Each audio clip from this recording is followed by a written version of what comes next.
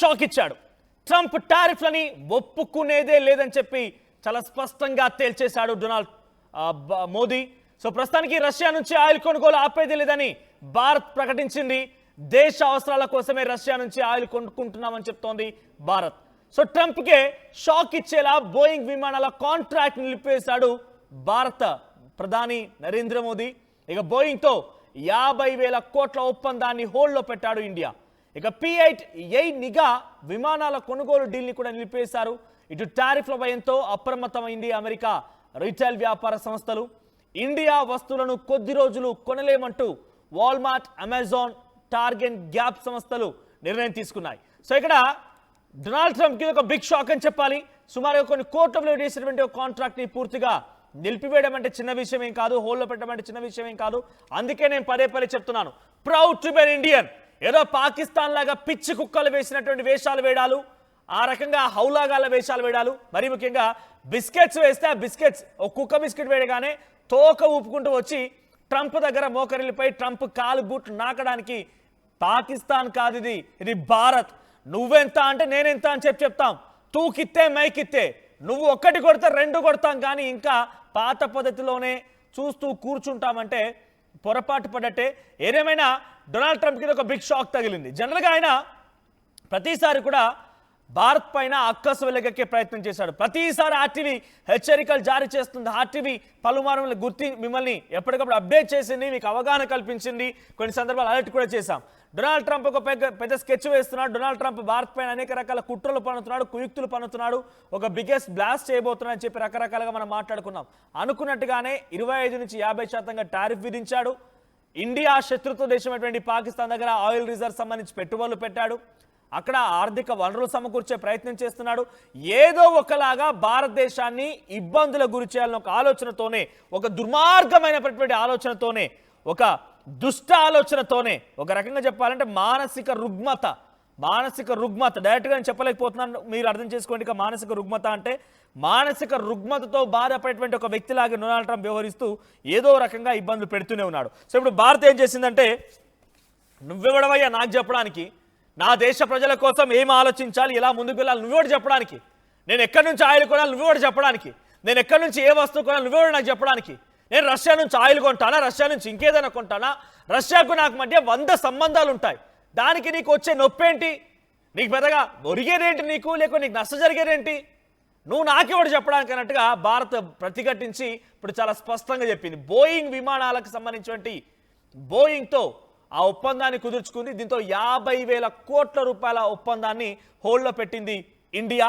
So ట్రంప్కి ఇదొక big shock అని చెప్పాలి. దీంతో పాటుగా P-8A నిఘా విమానాల కొనుగోలు డీల్ని కూడా నిలిపివేసింది. ఇక టారిఫ్ల మోత మోగించుకుంటావో ఇంకేదైనా పెద్దగా డప్పులు కొట్టుకొని ఒక విషయం చాలా క్లియర్.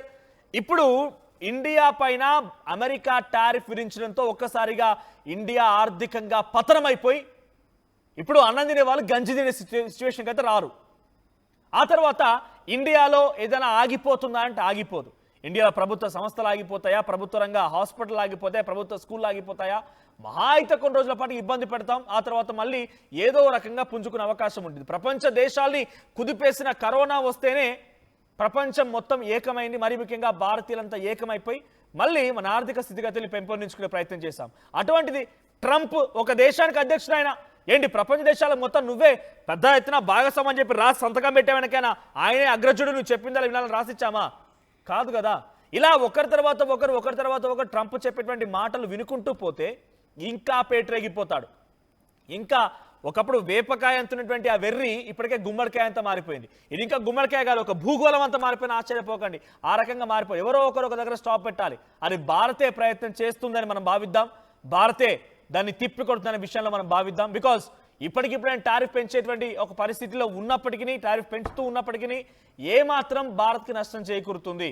భారత్ ఏమైనా పూర్తిగా ఇక పాకిస్తాన్ లాగా మారిపోయి దుస్థితిలోకి చేరుకొని డొనాల్డ్ ట్రంప్ కాలు పట్టుకునే పరిస్థితి లేదు. అంతలా మారిపోవాల్సి వస్తే ఆత్మగౌరవం కోసం ఇంకేదైనా చేసుకుంటాం, కానీ ఆత్మగౌరవాన్ని మాత్రం చంపుకునే అవకాశమే ఉండదు. సెల్ఫ్ రెస్పెక్ట్ మాత్రం పూర్తిగా చంపుకునే అవకాశమే ఉండదు. అటువంటి సిచ్యువేషన్ భారతీయ ప్రజల యొక్క తెగింపులు వారి బ్లడ్లోనే ఉంది.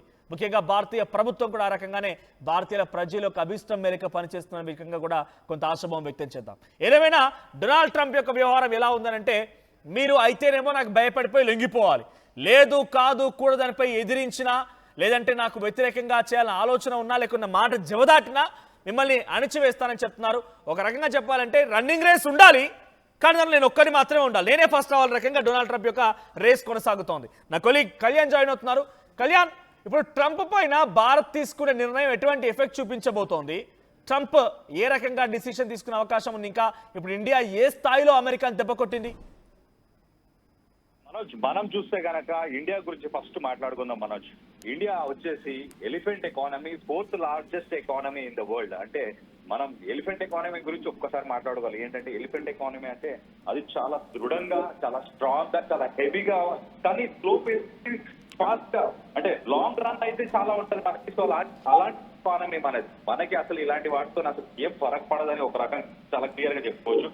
ఇప్పుడు ఏదైతే ఈ టారిఫ్ పై యుద్ధం ఏదైతే తీవ్ర స్థాయికి వెళ్ళిపోయింది, ఇప్పుడు ట్రంప్ ఏదైతే 50% టారిఫ్లను ఆయన విధించుదామని ప్లాన్ చేశాడో దానికి ఒక సమాధానంగానే చెప్పుకోవాలి మనం. ఒకసారి బోయింగ్ కి సంబంధించి $3.6 బిలియన్, 50,000 కోట్లకు పైగా ఉన్న ఈ రక్షణ ఒప్పందాన్ని భారత్ నిలిపివేస్తున్నట్టు చాలా క్లియర్ గా స్టేట్మెంట్ వాళ్ళకి చెప్పుతో కొట్టే సమాధానం ఇచ్చారు. ఇవ్వడానికి ప్రయత్నంలోనే చేసినట్టు చాలా క్లియర్ గా మనకు తెలుస్తుంది. అసలు ఒప్పందం ఏంటి అనేది 2014లో $2.42 బిలియన్ తోని యాక్చువల్ గా ఈ P-8I అని చెప్పి పొసైడన్ విమానాలు, ఇవి బోయింగ్ కి సంబంధించిన పొసైడన్ కి సంబంధించిన విమానాలు. ఈ విమానాలు ఏంటంటే సముద్రం పైన తిరుగుతూ సబ్మెరీన్స్ కానీ ఏమైనా ఉంటే వాటిని ఇది పసిగట్టగలిగితే పసిగట్టి వాటిని అలాగే డిస్ట్రాయ్ కూడా చేసే కేపబిలిటీస్ ఉన్నది ఇది.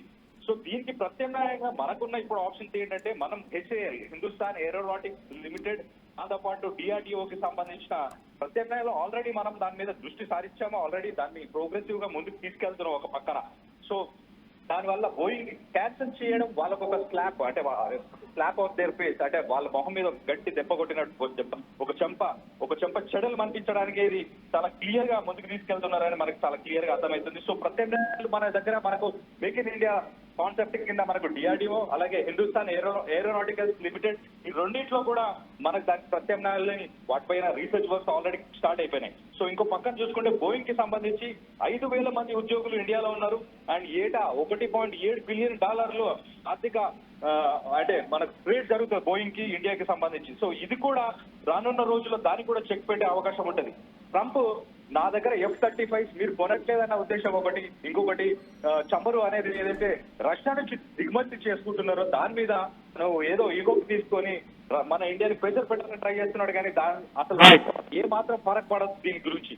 దీనివల్ల అసలు ఇండియాకి అనేది ఎటువంటి ప్రాబ్లం లేదు. డిఫెన్స్ పరంగా కూడా మనం చాలా స్ట్రాంగ్ గా ఉన్నాం. ఈ మధ్య కాలంలో మనం చూస్తే మన తేజస్ కావచ్చు, ఆకాష్ కావచ్చు, ఇలాంటివన్నీ ఇండోనేషియన్ కంట్రీస్, అలాగే వేరే కంట్రీస్, మిడిల్ ఈస్టర్న్ కంట్రీస్, వీళ్ళందరూ కూడా మన దగ్గర డిఫెన్స్ కి సంబంధించిన లావాదేవీలు జరుపుతున్నారు. వాళ్ళు మన మిలిటరీ ఎక్విప్మెంట్స్ కావచ్చు, వెహికల్స్ కావచ్చు, వెపన్స్ కావచ్చు, మిసైల్ సిస్టమ్స్, ఇవన్నీ కూడా వాళ్ళు కొనుగోలు చేస్తున్నారు. మనం స్ట్రాంగ్ అవుతున్నాం, అది తట్టుకోలేకపోతున్నాడు. 4th ఎకానమీ మనం రీసెంట్ గా అయినా రానున్న రోజుల్లో మనం 3rd ప్లేస్ ఇంకా పైకి వెళ్ళే అవకాశం కూడా. ఒక పక్కన బ్రిక్స్ కి సంబంధించి చూస్తే కూడా బ్రిక్స్ కూడా ఓన్ కరెన్సీ వాడుకుందామని చెప్పి పుతిన్ ఒక స్టేట్మెంట్ ఇచ్చినప్పుడు కూడా తట్టుకోలేకపోయాడు.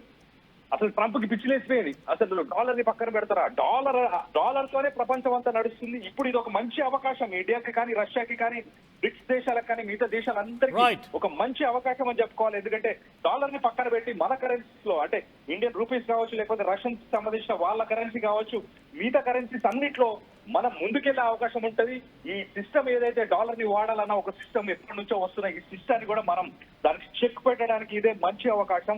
అండ్ దానికి అనుగుణంగానే భారత్, దానికి అనుగుణంగానే ఇండియా కానీ, మోదీ కానీ, వీళ్ళందరూ కూడా అవే స్టెప్స్ తీసుకుంటున్నారు. చాలా స్ట్రాంగ్ గా ప్రతిఘటిస్తున్నారు.